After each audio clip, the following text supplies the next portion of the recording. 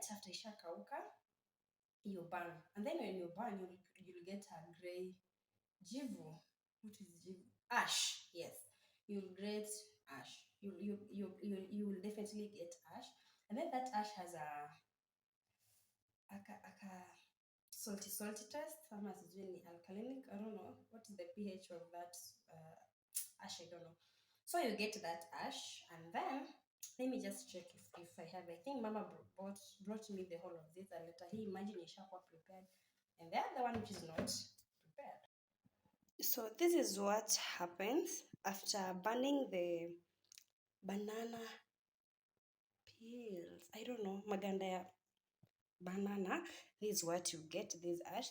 I think ikona kale acidity. Is it acidity? Whichever the test. So this is what happens when you burn. Like the end products of this will be this after you done the filtration process and everything. Utabaki ukona this one.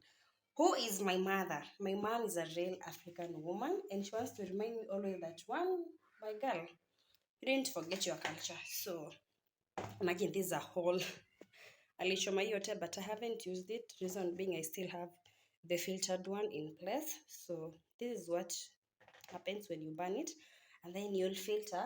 Of course, filtration for maybe I can take mkebe, like this tin, and then I get some holes down, and then I put water. That's like the whole process. I think I'll do a video on how to make this. If you're a Lui and you don't know, I'm here to teach you. So, and after ikianza kufilter, ikianza kudondoka, this is what you'll find yourself with. So this is the thing this is the munyu, whichever, magadi, the African magadi, the traditional one that I'm going to use for my mboga.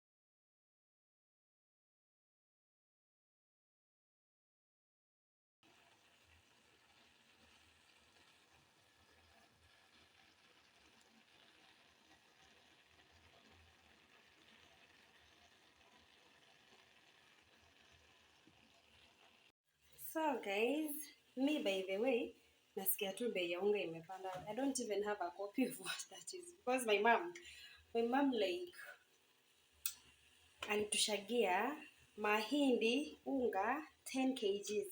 I mean, who's like my mom? So we are cooking with this bunga, but it's grade 1, so iko tu sawa. I have heard rumors unga imefika 200 bob mimi. Until further notice, I'm not going to have that. So my mbogas are ready. I think you can see zimekauka. Yeah, this soup, they're very sticky. Hii mboga si ya kila mtu anyway. So they're super ready to be fried. In the meantime, maji ya ugali inachemka pole pole. Unga iko pale, nimetoka kutoa kwa gunia. Alafu tupike my favorite Luya African dish. So with this one, I'm only going to fry with kitungu and mafuta. That is it. I don't need tomatoes. Though some people put tomatoes, but for me, I find it like no. I only need kitungu peke yake.